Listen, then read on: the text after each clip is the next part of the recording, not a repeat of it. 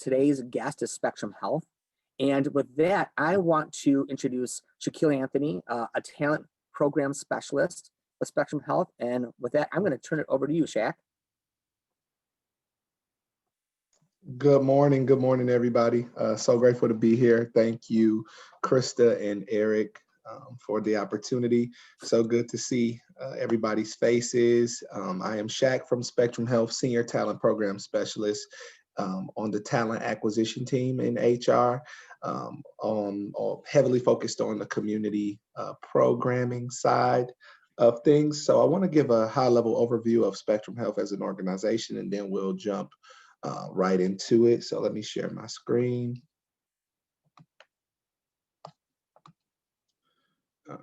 Let's see here. So move that out of the way. This is what we're doing today. And just a little bit about Spectrum, right? Our motto is improve health, inspire hope, and save lives. That's what we aspire to do. That's what we desire to do. We're a large organization, right? 31,000 employees. And I know that is a scary number, but in an organization of this size, we have a lot of opportunity. We have a lot of room for growth. We have a lot of room for innovation. We are really, really trying to push the needle and move the needle on so many different things as it pertains to healthcare. And we're an integrated healthcare system. As you know, we have the priority health side and the Spectrum Health side. So just a little bit about us and some of our stats and what we're looking to do. So some of our values include compassion, curiosity, courage, and collaboration. We are big on those, and that is what's driving us in this season, especially the season of ambiguity, right? With COVID-19, we really hone and lean into these values.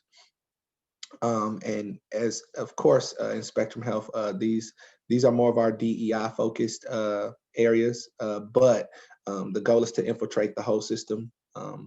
In this perspective. So the 5 areas of focus are cultural competence, equity of care, workforce diversity, community engagement, and supplier diversity. These are, what we lean into in our areas of focus. As I said before, we want the DEI aspect of our organization to infiltrate the whole system. So our vision calls for healthcare and wellness disparities better reflecting the communities that we serve. We have IRGs, inclusion resource groups, which allow us to engage with our employees so that they have a safe space to, to come have conversation, to really, feel like they belong. So these IRGs are very impactful, and we encourage all of our employees to get involved. Just to give you an example of some of our opportunities for students, we participated in the Grow 1000, which was a city initiative where we employed and were able to create opportunities for 1,000 youth in the Grand Rapids area. And just to show you the different sides and aspects of Spectrum, I know when people hear healthcare, right, they think it's just being a doctor, being a nurse, but there are several different aspects to Spectrum Health. We have opportunities in supply chain, revenue cycle, security, again, the priority health side, facilities, information systems. There's just all of this opportunity. And I just wanted to share this with educators, just so you know these areas. And these are areas that if you have students that are interested or intrigued by these areas, these are different areas that they have opportunities to participate in. And I know when I was growing up, right, in high school and trying to navigate, I thought when it came to working in the healthcare system, it was either a doctor or a nurse or something like that, and that was it, right? I never really saw myself working in the healthcare industry, and now I'm in it, so it's kind of weird, right? But it's so good, and I just wanted to share that. And also wanted to give a tour of Bridgewater Place, right? This the nice blue building downtown. This is where we work at, and I'm unfortunately we're virtual, so we can't go inside, or I wasn't able to get a video. But this is the outside of the building, and I mean it has amazing views. And just a quick side note, I've been with Spectrum since September of 2020. So I haven't been there long, which means I have not been in my office or cubicle, but I have been in the building before I was an employee. And let me just say, the building is phenomenal. The views are crazy, right? Like, it's insane how beautiful the building is. This is the outside of the building. I'm sure everybody sees it if you're going down 131. And this is the inside lobby, right? Grand lobby, elevators, nice, shiny metal and windows and just open. It's beautiful. Sitting areas where, you can just entertain, have a conversation. There's a ballroom connected to it as well. These are some of our spaces. To the left, you have a space where you can have a private meeting, or you could just sit and you can, have conversation, or if you just want to get away and work in a quiet place. The picture on the right is some of the cubicle space and setup. This is how it actually looks in the building, where we're separated by departments, but everybody's like cubicle style. Just to show you some of the more recent pictures due to COVID-19. To the left is Classroom D, which is where we did a lot of our Spectrum Health University learning and development, those things like that. The second one, it's a picture on the right, is more so a conference room. Look at the views downtown. You got DeVos Place in the background. It's pretty nice. It's pretty nice. So I wanted to take this time. I'm not alone, so I wanted to take this time to introduce two special people that joined me today, and that I've had the pleasure of meeting and working with, and I want to give them time to introduce themselves. But Mercedes Berdragan and Tia Neely, I want to just open up this opportunity for you guys to introduce yourselves, your roles, and what your journey was like, and then I'll share my journey as well. So I want to turn it over to you. Awesome. I'll go ahead and jump in first. So good morning, everyone. I just want to quickly give a shout out to all the teachers and counselors and all of you for all the work that you do. I was greatly impacted by my high school counselors. Laura and Paul Drucker, Mr. and Mrs. Drucker, were our high school counselors. They're a married couple. I'm friends with them on Facebook today. And it's really cool to be able just to touch base with them and connect with them. So the impact you have on students is real. So I just wanted to thank each and every one of you for all the work you do, because you're amazing. And so real quick, I received my bachelor's of advertising and public relations from Grand Valley State University in 2010. I then attended Cornerstone University to get my master's in business administration. I started my first real, grown-up job, if you will, at Cascade Engineering as a marketing communications associate. I now work at Spectrum Health. I came over to Spectrum Health in 2015. I actually started off in our IS department, or IT department. My role there was to engage folks on our digital platform, on our intranet. I helped our internal customers build websites, help them with communication strategy, and helped get their messages out. My background in advertising and public relations, I have a graphic design minor, heavy emphasis on communication specifically. And so I used a lot of those skills and still use a lot of those skills today. I started with our diversity, equity, and inclusion department I've been here for 3 years now, going on 4. And I serve as a DEI consultant. So I speak with leaders and other folks on our teams to facilitate classes like managing unconscious bias, working in different generations. I also do communication strategy for our DEI team. So I work closely with our larger communication and marketing and PR folks here within the system. one of the things about Spectrum Health is that we're 31,000 people. So we don't just have one marketing department. We have several kind of mini marketing departments within Priority Health, within Spectrum Health Lakeland, and then our corporate hub. And so, you know, I'll just briefly say from a like career standpoint, I never pictured myself working in HR. I never wanted to work in HR. My career path just kind of led me here, but something that has been incredibly foundational and the thread, if you will, in my career has been communication and strong communication skills, whether that's in writing or communication strategy, communication architecture, which led me to be able to facilitate courses like managing unconscious bias. So we delivered those classes. Project management skills, I think, it's something that I just picked up along the way. There was no class or course in college or in high school to do that. And you know, as you grow up and be professional, there's other certificates you can take. I don't have any certification within project management or even within HR, like many of my colleagues have their SPRs and SPHRs. But yeah, that has been the common thread. And of course, my passion for diversity, equity, and inclusion. I identify as Mexican American. My dad is a construction worker and my mom works at a factory. And for my parents, I didn't have the guidance, if you will, to navigate or understand corporate America. And I've been very blessed to have people within my network who were able to guide me and help me, serve as my mentors.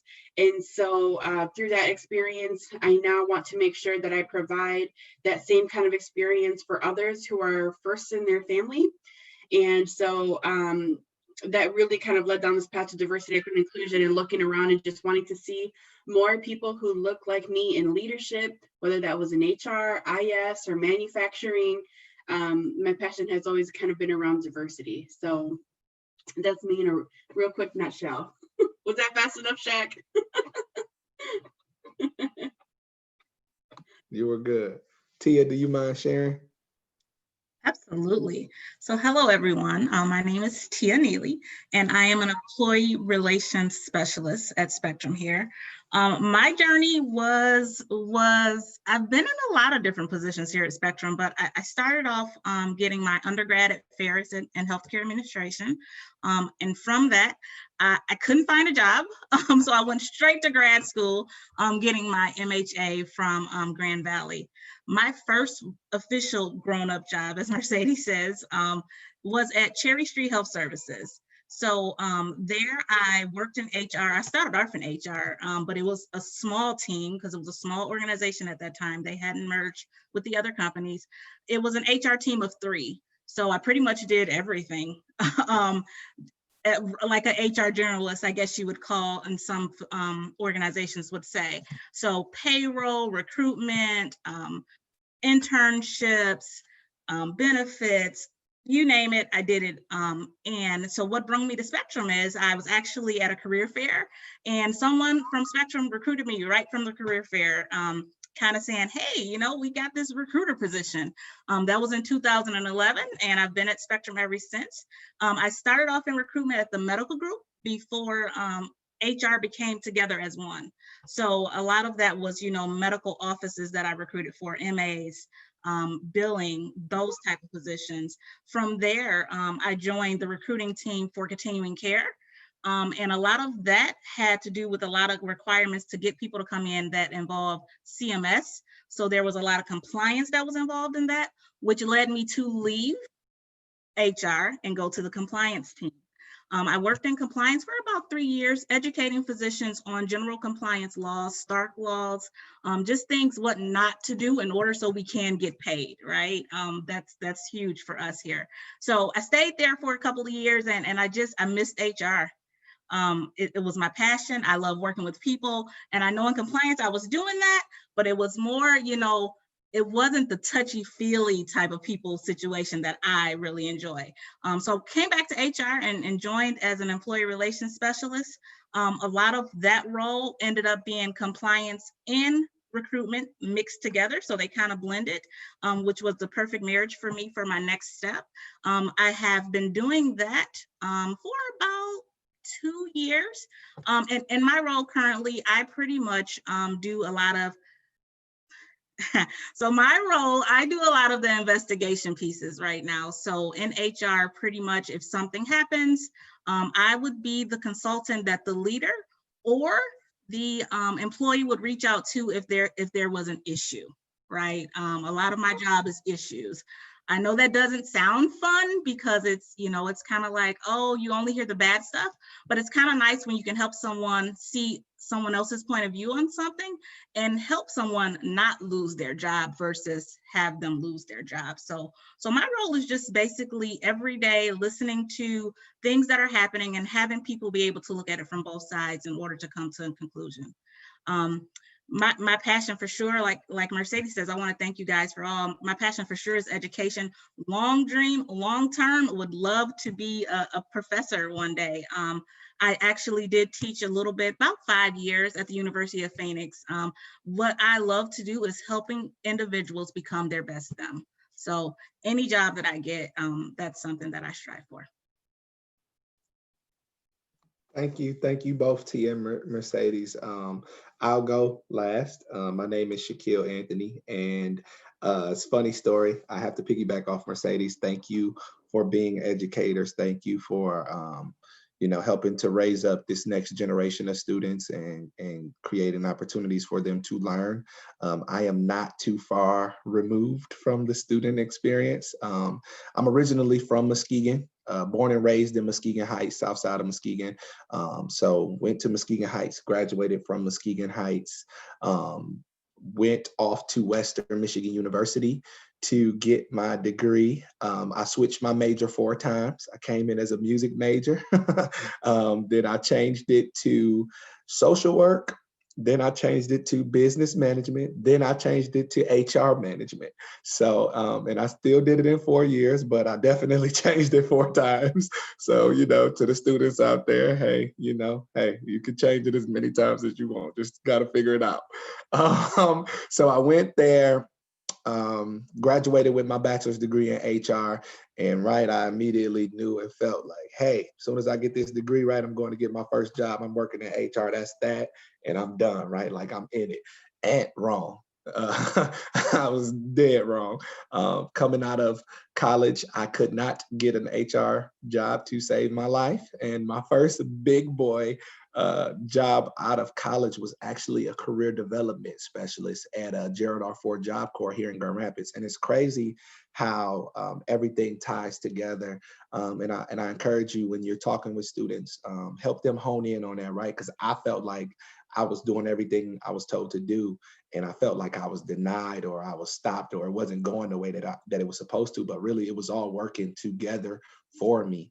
And first big boy job was career development specialist. I'm helping at-risk youth grow, develop, helping train them, soft skills, resumes, getting them into college, helping them find housing, things like that. And I did that, work sort of like the workforce development work. That was my intro. I did that for about 2.5 years. And then I went off to a nonprofit called Link Up. Now, at the time that I transitioned, I also started to get my master's in organizational leadership from Cornerstone University. Went ahead and did that. And when I switched to Link, this is when I got heavy into the workforce development work. So community programming, the whole, Workshop Wednesday, creating opportunities for the community to come in and learn skills and develop, grow, and, have the skills necessary to navigate such a volatile work environment and culture, and just the industry, So went off and did that. I did that for almost 3 years, and then I transitioned to Spectrum Health, and I came into Spectrum Health super excited, on fire, very, very, very large organization. I went from working with an entire organization of 20 to a TA team of 70 plus. So talk about a transition, I'm used to just, the whole team being 20 people. Now it's just one side of TA is 70 plus people. So it was a lot. It was a major transition. But again, I'm a senior talent program specialist and very focused on the community programming side of things, helping to create those program opportunities so that we can connect with the community, so that we can create opportunities, make our jobs more accessible to the community, making sure that we uphold our responsibility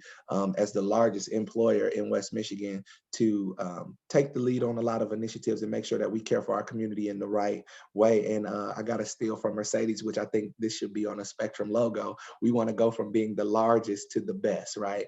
And this today is part of that. And that is a little bit about my journey. I've been here since September and it's been wonderful. It's been an adjustment, but there's so many different aspects to Spectrum Health. And I think that students will find joy in exploring these different areas. And HR is such a it's such an entity in itself, right? You have selection, you have talent acquisition, you have employee relations, you have comp and benefits, you have DEI, you have just all of these different areas that like, you know, like you know, we said before we got on here, sometimes you see HR when you get hired or when you're about to get fired, and that's it. You don't know what HR does behind the scenes. So it's very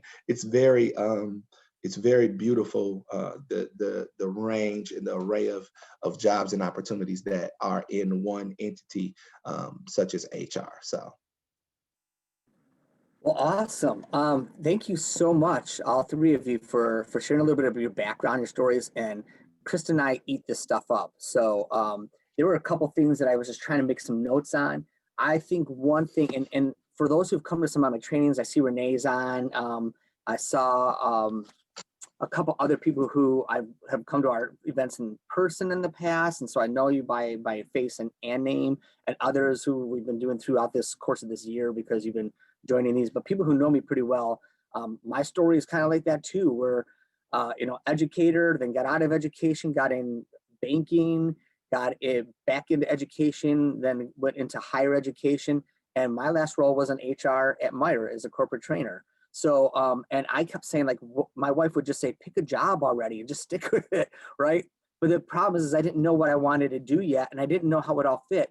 And I think something you said, Shaquille, really stuck out to me. Like, sometimes, and for you, we have a lot of counselors. I know we have administrators and teachers on here, but a majority of counselors, when you are talking with kids, or maybe it's hard because maybe you see kids who've left school and now you've got a chance to run into later, and there's disappointment because things didn't work out the way they were expecting.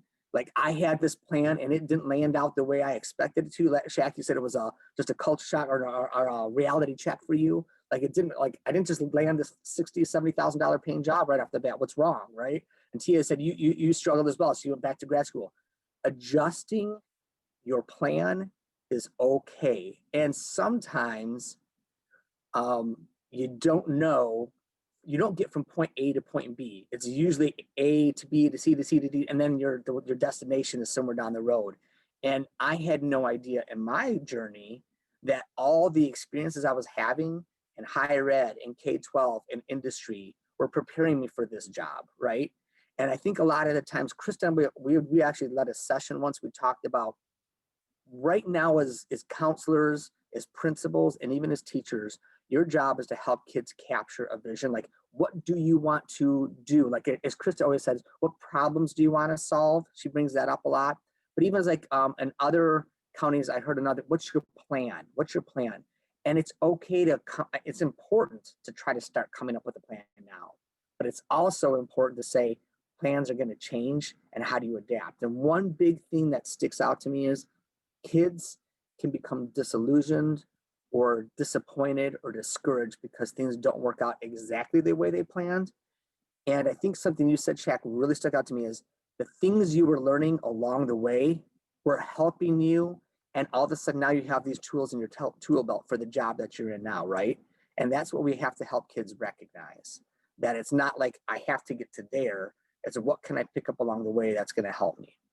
So I know Krista and I have several questions, but today, I think this is the first time we have this much time for a lot of questions. So I really want to turn it over to you, counselors, and teachers and administrators, what types of questions do you have? And remember, you're dealing with HR people, so you have opportunities to ask questions about culture, about hiring process, about what they're looking for, what types of skills. I mean, this is your chance to really start asking some of those really in-depth questions. Or, hey, what types of other things are involved in HR that I could pass along to students? So I'll take a break, and if anybody wants to verbally like unmute themselves and ask a question, great. Otherwise, put it in the chat, and Krista and I will make sure it gets addressed.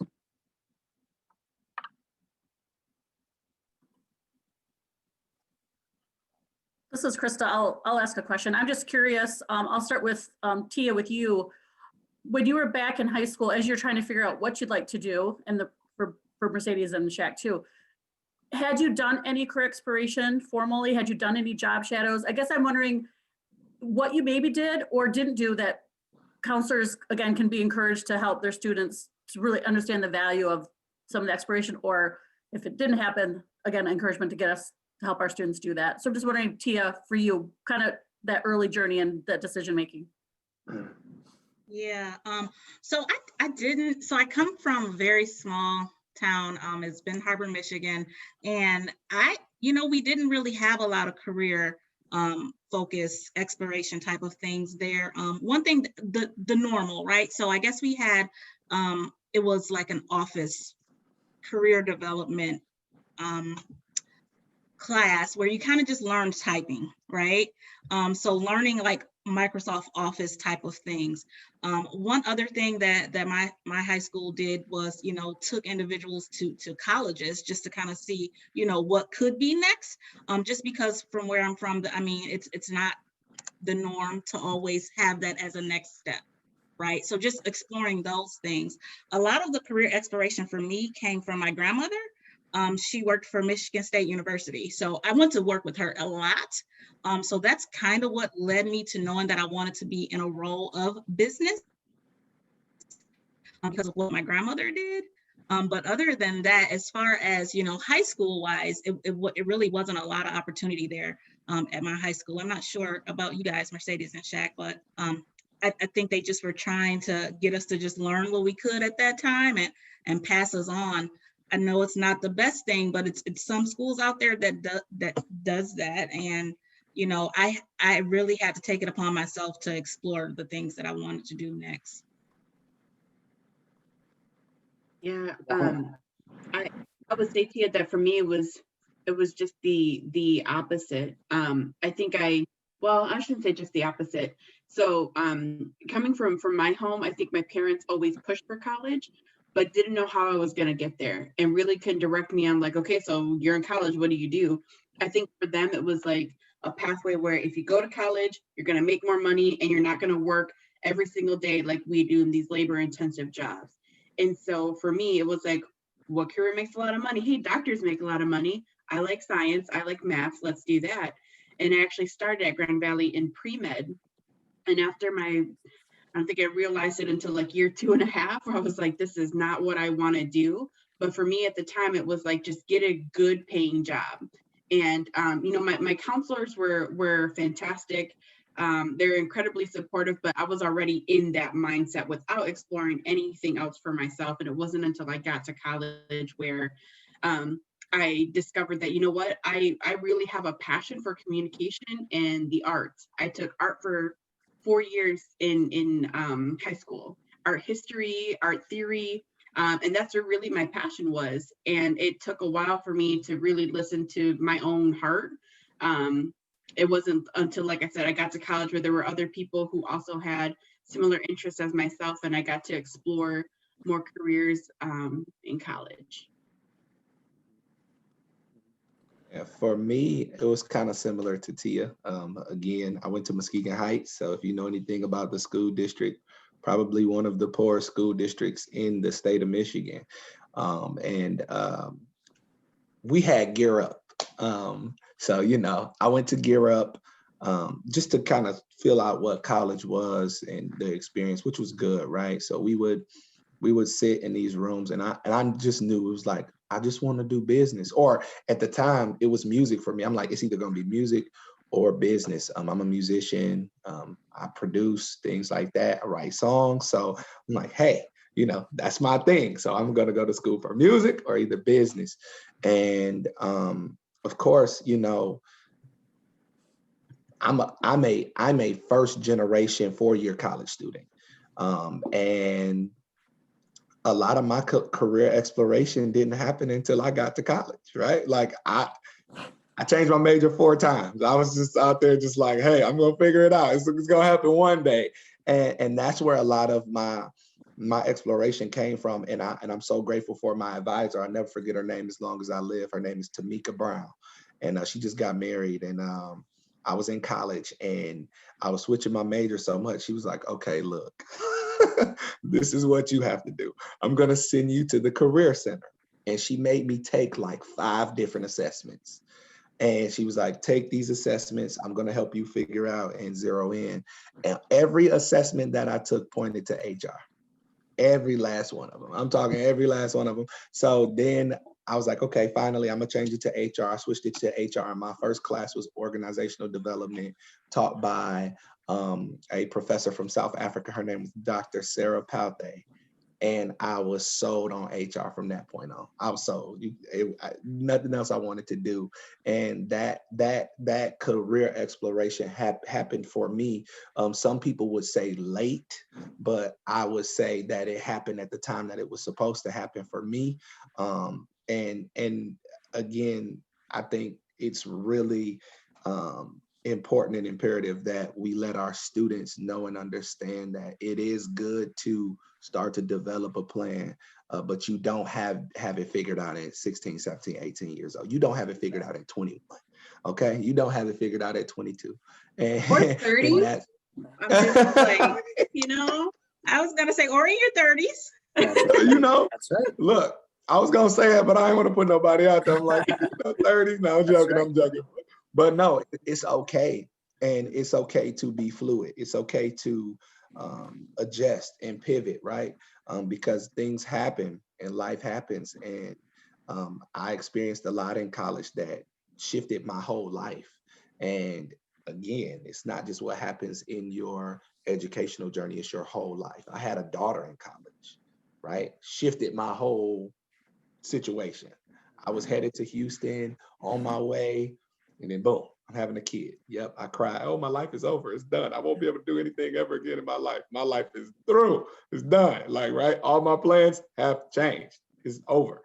And my daughter ended up being the best thing that has ever happened to me. And she's the reason that I believe I am where I am now, because having her birthed a grit and a desire in me to be great that has pushed me to this point. So we have several questions. I love it. This is some of the best questions that I've had seen coming in. I want to call out something really, really quickly first, though.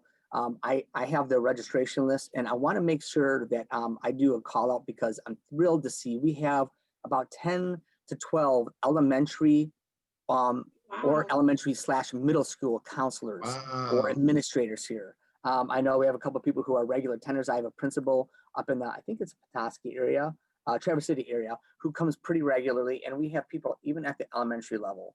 So I really think it's important to call out, and I think Shaq just said it, like, you know, the plans are going to shift, the plans are going to change, but I don't think that elementary school is too early to start this career development process. Getting kids exposed to different careers, to hearing about the very things we're talking about today, like, you know, what if Shaq had heard about HR when he was younger? Now, he might, to his point, he might not have been ready to hear that message yet, but at least putting that bug in his ear and giving kids exposure to these. Quick call out. Our team is going to be rolling out in the next week or so, hopefully, a soft rollout. We have this K-12 development plan to try to meet the Michigan Career Development Model. So I'm just throwing that out there. At some point, you can check out our website to do that. But for you elementary counselors and administrators and teachers who are on here, thank you for joining, because it's never too early to start the conversation. And yet at the same time, I changed my major 3 times and it took me 6 years. So it's okay. Like, this is the yin and the yang to that, right? It is okay. So we got some great questions. I want to ask the first question coming from Jennifer a while back now. She said, I'm wondering what you're looking for when you're interviewing employees. Like, what type of applicants are set apart from others? I started to type in answers in the chat as well, and so Shaq, Shaq works in in talent acquisition, so we were on a couple panels together, and you know, I'll just real briefly, you know, anyone who can really talk about improvements in processes that they have made. And it's not like process improvement, but can speak to, you know, I was able to increase productivity, or I was able to grab the attention of this many people. I ran this program and this many people participated.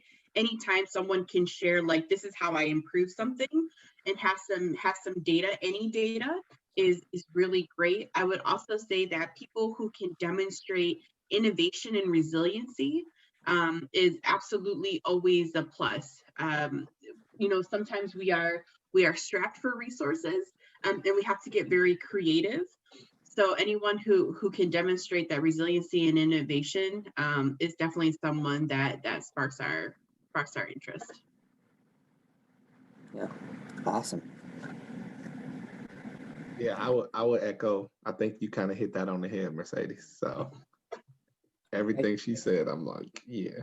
Well, to piggyback off of that, because you just said panel, Mercedes. So one of the questions that came up with, when you're doing hiring, what does that look like? Is it one-on-one? Is it a panel discussion?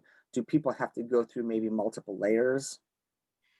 Yeah, I think depending on the position. So, and Shaq, please correct me if I'm wrong on this process, but typically when you are looking for director and above, so your directors, your VPs, your presidents, those processes are just a little bit longer. You interview more people, but for the majority of our positions, panel interview is done, and that's typically where you'll sit with 3 to 4 other people and just have a conversation. On the Spectrum Health side, we have a conversation guide. So our questions are pre-planned. Everyone gets the same question or same set of questions that come through. And this is so that we mitigate bias in hiring. So we've worked really, really hard to make sure that we're not hiring people because we like them or we have some type of affinity to them, but rather we are looking at the skill sets, we are looking at the experience that they bring. And so, you know, for anyone on the other side of the table who is interviewing with us, the best thing to do is just be yourself. You can always kind of smell a phony or smell someone who is trying to give you the answer that you think they want to hear. So authenticity is incredibly important in the interviews, and our interview guides are set up to really learn about you, not about what you think you want us to hear. Yeah, and that authenticity is key. I think it allows those that are interviewing to see you. And again, the worst thing that a candidate can do is try to answer the way that they feel we would want them to answer.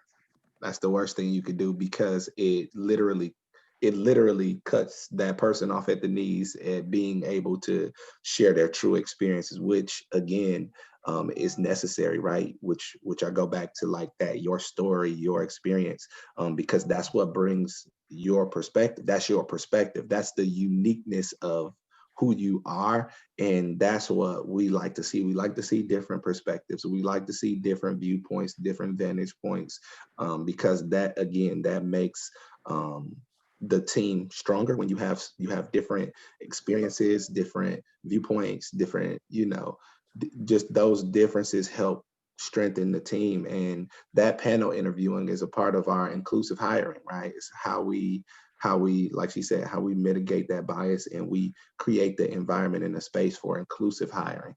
So what I'm hearing is you don't necessarily want cookie cutter pat answers. You want people's personalities to come out and see how, yeah, their own vision and their own ideas. Okay, cool. Great question here from Shayna. Says, how would you describe, so this is because we have elementary counselors and middle school counselors. How would you describe a career in HR to somebody who's a middle school student, or even better yet, in elementary? Like, you can't get into the nitty gritty details of the job, but how would you help explain that? Like, you know, all the different roles that HR plays. Oh, that's a good question. So for me, I think I would, if I had to, I have a 4-year-old daughter, so and she asks me, what do I do on a daily basis? So when I'm trying to explain it to her, right, she's in pre-K, so elementary school, I think I would explain HR as like, it's an entity within itself. There are several different parts, and it's dealing with people. If you love to deal with people, like you want to work in HR. And again, it's not just dealing with people in their issues, or because like again, HR is usually, well, when I was coming up, they explained it as hire and fire, right? That's what they called it. They called it hire and fire. So and that's a lot of perspective. That's the perspective of a lot of people. But I would explain it as an opportunity to work with people. Are you personable? Do you like meeting people? Do you like talking with people? Do you like dealing with people? That's how I would try to explain it. You can go out and recruit, bring people in. You can, go out and have several conversations, build partnership. You can help create a difference internally in the organization. You can be out in the community. I would explain it as just an opportunity to connect with people, and truly help people grow. I mean, Tia, you have more experience in TA than I do, so Yeah, I'm that's what definitely I was waiting on gonna your answer. No, I was gonna say that it's funny you say hire and fire. I think for sure I would want to, help start at that elementary level of letting them know that, HR really doesn't fire people. Right? It's really not HR's job to fire people. It's actually the leaders. So like you said, Shaq, helping people, if you have that passion for people, that passion just to consult with people and help them grow, help with communication, right? I mean, employee relations, DEI, a lot of communication, helping people bond.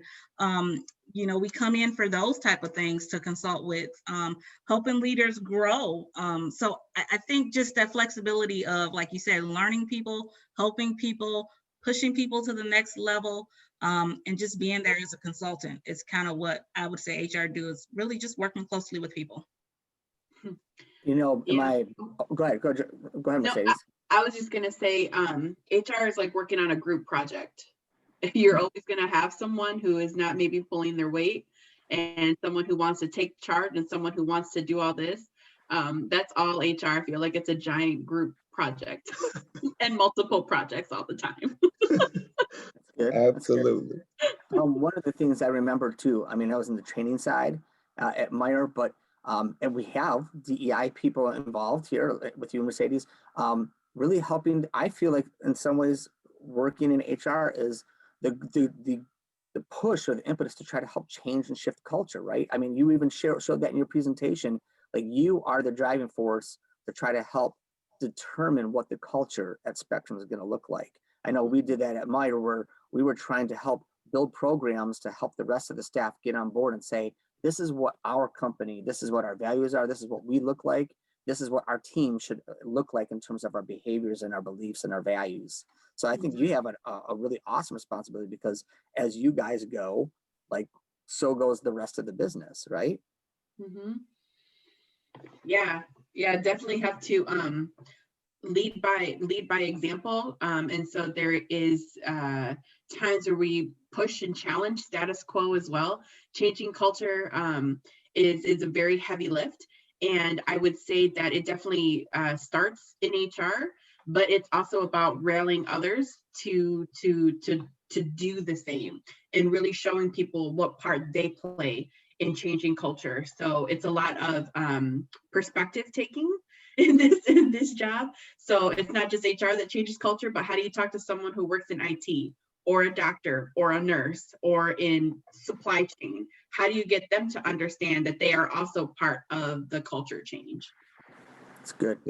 And I would say too, one of the things I wish I knew as a high school student, elementary student, it don't matter, as a grown man, is helping students understand that no matter what industry, no matter what organization, company, it doesn't matter, that there's always a culture and social and professional norms at work, and helping them realize that, because sometimes it's a culture shock when you get into, an organization and you're like, I didn't know that the culture was like this, or I didn't know that, and it's of course you won't know until you get into it, but knowing that there are what social and professional norms are, and understanding what culture is kind of helps prepare students mentally as they go into an organization, or they get their first job. They help, they understand, like for instance, when I first started working, my first job was McDonald's, right? So I only knew McDonald's the way I perceived it because I always ate there, right? Chicken nuggets, 10-piece, large fry, Sprite, barbecue sauce. So that's how I perceived the organization.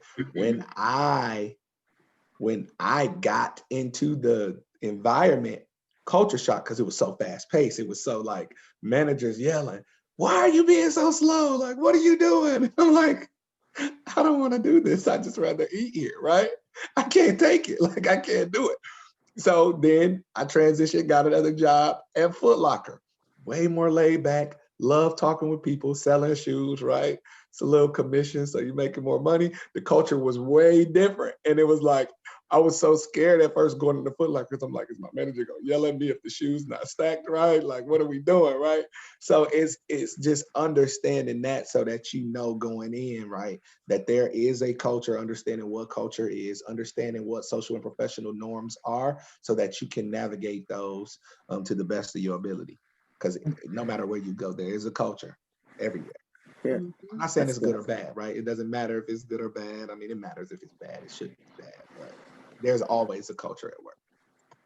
So, Jay, I know Mercedes had addressed it in the chat, but I think it's worth asking too for each of your opinions, because Jason asked 2 questions. This is a while back, but I like the second part of his question. What are the benefits? And I would even say this, I'm going to zero in on this part. What is the favorite part of your job? Because I think it goes back to Shayna's question too, like, how do I help explain it? If you could say, in my role, this is my favorite part of my job, I think that's a great thing. A counselor can go back and say, well, Tia said this is her favorite part of her job. Or Shaq said this is his favorite part. So if you're able to share like 1 or 2 things, you say, this is what makes me enjoy what I do. And it can't be generic, like talking to people. It's got to be really specific. I'll go. So the favorite part of my job is when a leader comes to me about a individual who is not performing, meeting expectations. And I kind of talk them through that performance coaching piece of getting that employee to get back on track. And the leader is headstrong, mind made up. I just want to get them out of here. Right? I just want to get them out of here. They're not meeting expectations. I don't want to go through all of this, right? And I kind of am able to talk that leader into, let's look at it from this perspective. Here are the things that I'm asking you to do. This is what we can do to hopefully get that person to this next level. Getting the leader to understand that their failure is the leader's failure, right? So getting that leader's perspective on that, and then a couple of months later, that leader coming back and saying, hey, Tia, thanks for that talk. Actually, ex-employee is doing great now. I really appreciate you talking me through that. And now I'm so excited to have that person on my team. So having someone understand where someone else is coming from and actually just getting them on board and back on track. That's great. That's a great example. Thank you, Tia. I think for me, my favorite part about my job would have to be being in HR and having a hand in the care of our community, right? Being able to build out programs for communities and people who are otherwise marginalized or disenfranchised or wouldn't have the access that they would, and being able to adjust that culture internally so that people that are outside of the organization feel comfortable coming in, right? Like that, being able to connect and be that bridge is the best part about it. And I never thought that would be the case in HR, right? It's so unique because it's talent acquisition. So it's like, how are you in talent acquisition, which is, getting people in the organization, but you're building programming for people externally to be able to come into such a large organization and being able to again, like to piggyback off Tia, like coach up leadership and train people on how to support those who may come in who have never worked for Spectrum Health, never worked in this environment, but being able to coach up leadership is fun, right? Because you're giving, again, it's the perspective shift. It's like, okay, you have a perspective about how work is done. But this person that you're hiring has a completely different perspective because they've never been here before. So how do you support that person? And being able to go out in the community as a large employer and just create opportunity. Like that is the beautiful part about it, is just being able to create opportunity. Like this community programs team that I'm on, we create, like there's nothing set in stone. So when we do stuff, it's like, oh, we created that. Like, so we did the Talent Partnership Connect, which is an opportunity for us to connect with all of our community partners and bring them in one room and have conversation about the state of Spectrum and what's happening with COVID and understanding what they need from us as a partner. We created that. That did not exist. We just created it. And we created that opportunity. And it was an opportunity for Spectrum to just build relationship and again, be that bridge and make things more accessible and things more equitable and inclusive. It's just, so being able to create opportunity, I would say is just. All right, Shaq, you cheated. You gave like 3 things that you love about I'm sorry. I'm just kidding. I'm just kidding. That's okay. That's good. That's good. All right, Mercedes, what's one or 2 things? So yeah, I think being able to walk alongside folks and have really tough conversations at work, particularly about racism, about politics, about current social events that happen outside of the workplace, but very much impact your mental health, your spiritual health. And so by being able to have these conversations, there is learning that happens, there is understanding, there is compassion and empathy building that happens as well. And the real part that I enjoy is just watching kind of light bulbs go off in people's minds about how when we have these conversations, whether it be about racism, sexism, homophobia, or just these really kind of tough, awkward conversations, people can take that and say, how is this impacting my ability to do my job? And we're in healthcare, so we see people at their most vulnerable moments. You are never more exposed than when you go see your doctor. Sometimes you're literally naked exposed, and asking you just very personal questions because it has to do with your health. And so when we have our physicians and nursing staff, not just be compassionate, because they're always compassionate, right? But can also see not just the whole person, but understand why they might have a fear of medicine, why they might be fearful, or why they're not really healthy and feeling well. And the same can be applied to all of us. So just watching people being able to get a deeper understanding for people and culture is one of my favorite parts of the job.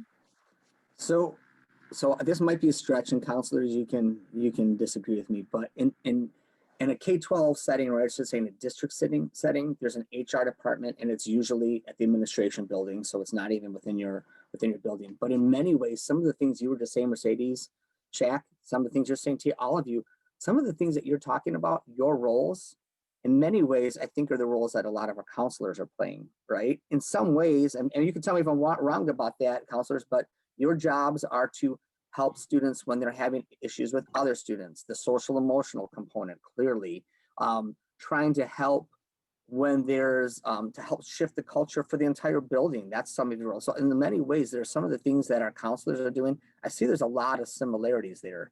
So in some ways, maybe you should be thinking of yourself in that HR role, because how do I help when people are struggling? We've got a beef between 2 kids, but it might not be 2 kids, it might be between 2 groups. It might be, how do we get people moving in the same direction? So I see a lot of similarities there. I guess that we have a few more minutes. We have about 15 more minutes. I'm going to wrap it up here. So I've got one final question, and I'm just going to leave it with you, Mercedes, because I think you gave some good responses here, but not everybody probably checks the chat. So Krista had asked a while back, what are 2 or 3 questions that maybe would be entry-level questions from an HR perspective that counselors could say, hey, if you do nothing, practice these questions. And I know you wrote them down, but would you just share it with the group? And then I'll do a Yeah. quick wrap up. Yeah. So one of the questions, almost all jobs change from time to time as new methods and procedures are introduced. Tell me about the last time such changes were made in the way you do work. So that question is really speaking to the resiliency piece. Change happens all the time, whether there's cuts in a job and now you got more work, or there's new people who come in and they have a different skill set, and now part of your job is given to them, because at the end of the day, still trying to get a job done. So how do you stay resilient in that?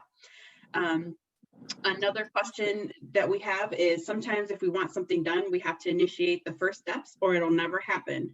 Describe a time when you knew of something important that needed to be done and you took initiative to ensure that things got moving in the right direction. So that question really brings out someone's ability to be a self-starter and to also be innovative. And then the last question I think I threw in there was, sooner or later, we all have to deal with a customer who is dissatisfied with a product or with a service he or she receives. Tell me about the most dissatisfied customer you have ever experienced. And I think at some point, all of us can relate to just someone being really dissatisfied with something, but that really is speaking to a customer focus. So how are you making sure that we're still doing right by our customers, that we're still staying true to our values as an organization, and looking for a way that everyone can win? So, and I'm just gonna, again, I try to tie it all together. I'm a big proponent, and for those counselors and principals, I know we have a few principals on here and a few teachers. Every question I heard had some relation to talking about employability skills or soft skills. Like, how do you connect the skills you're developing, employability, soft skills? It could be grit. I heard grit in there. I heard communication with customers. I heard all those. How are you able to identify those skills and connect those skills in dealing with other people? So if you as an educator are not doing a lot of focus on employability or soft skills, because I know they're not measured, and that's the struggle. Employability skills or soft skills, whatever you want to call them, life skills, are not measured in our standardized tests, but they're absolutely critical when you're going through an interview, because they want to hear about specific examples. Tell me about a time when, right? They want to know, when have you been able to put that into action? So I think that's really important for you as counselors. What I heard from Mercedes was to make sure you're addressing those soft skills and how you can be able to turn and give specific examples to answer questions in different scenarios. I want to make sure, Krista, you posted also in Groundhog Shadow Day. We're going to start wrapping it up. Before we do, so Krista, remind me that I want to give you a chance to just promote that. Last chance, is there any final question that somebody was waiting to jump in and throw their question out there? Because we have time for one last question. And if not, that's okay. I'll give about 10-second pause here, 5-second pause.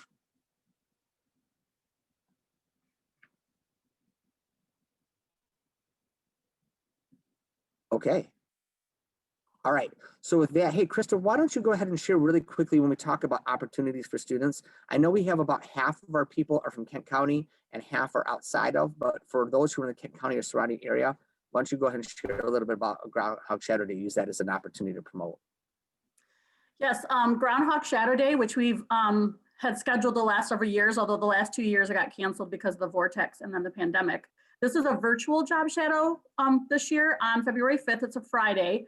We have over 130 different career mentors who are offering sessions, and some of those are offered 3 times. So we have literally thousands of spots for students to sign up and be part of a 1-hour virtual job shadow. They're offered at 7:30, 9:30, and 12:30. So we have 3 different sessions, each for 1 hour.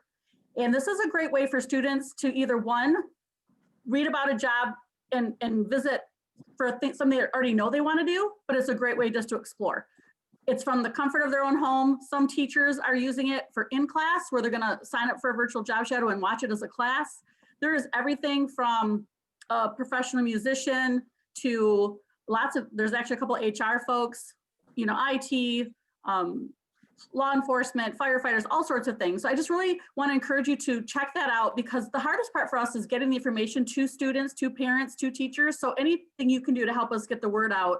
Registration ends this Sunday. I would just love to see it. We already have 1,000 slots filled up, but like I said, we have thousands more slots. And so if you are from out of state or from out of the county, we're not monitoring if you're from out of the county. So if you have some teachers who might want to partake, you're getting the permission from me. Go for it. We can share this time because we just have the space, and just some really great mentors who are offering their time. So check that out at kenisd.org/groundhog.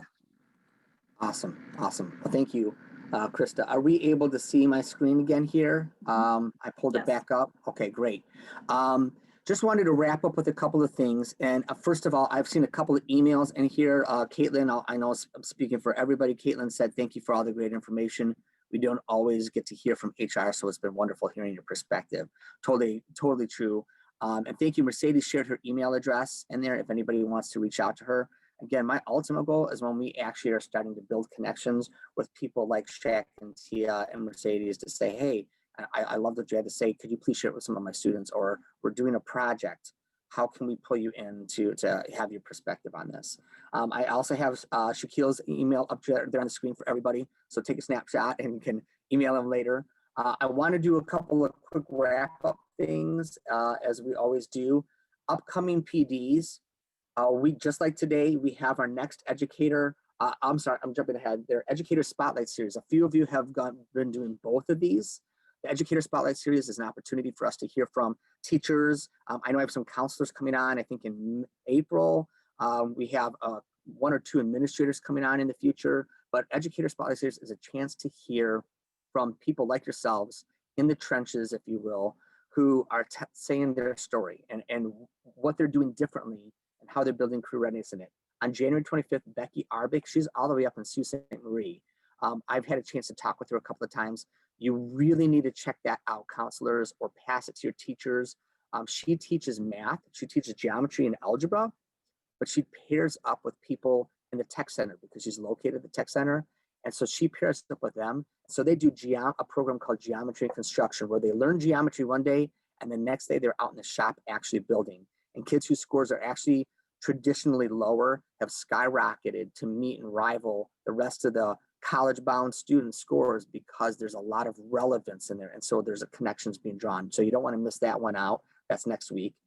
On February 18, we have Nancy Hoffman. She's a Northview teacher and she teaches ELA, but she's going to talk about the program that she does where she does mock interviews, and she brings in people like a Shaq or a Tina or Mercedes to come in and be the people who are doing the interviewing, live interviews with students. And in the past, if you've ever heard of teachers doing resume building or interviewing skills, a lot of times it's the students interviewing the students. And I like to call that's the blind leading the blind, right? Because if they don't know what they don't know, how are they supposed to help a student? But if a Tia does that, or a Mercedes or a Shaq, all of a sudden they're going to be able to give some insights that a student would never be able to have. And she just does a really good job. And I know a lot of people do that, but she'll come in and talk a little bit about that. Our next 3 educators in industry are February 25 with Blue Flame Thinking, a marketing company. On March 23rd, we have Bean Garter, which is an accounting and finance company. And we have somebody from their HR department coming to talk to us. And on April 16th is the Center for Physical Rehabilitation.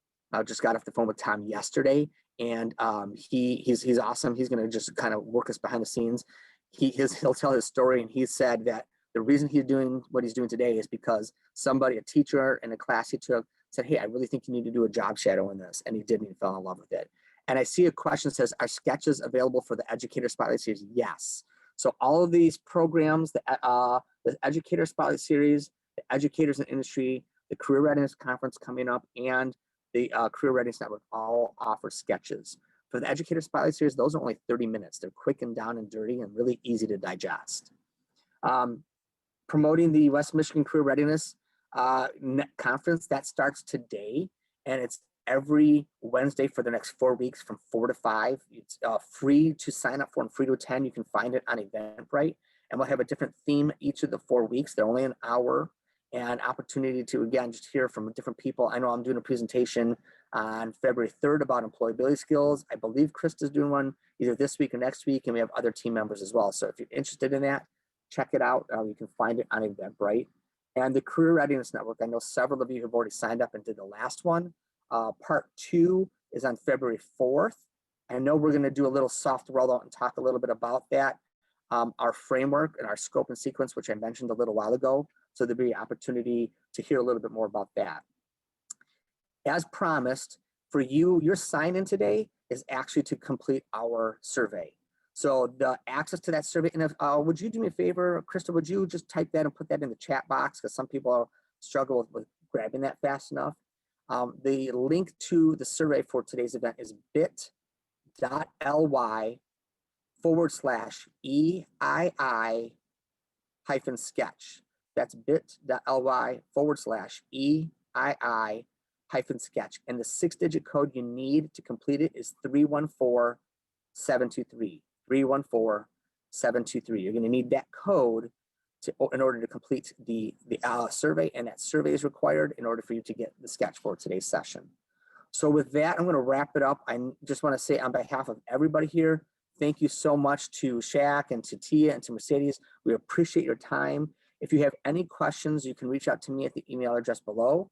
You can find out more information at careerreadiness.kenic.org, and keep an eye out for that, because in the next, like I said, several days, we're going to be rolling out our career readiness framework that meets the mission career development model. So with that, if you have any questions, I'll stick around for a few minutes.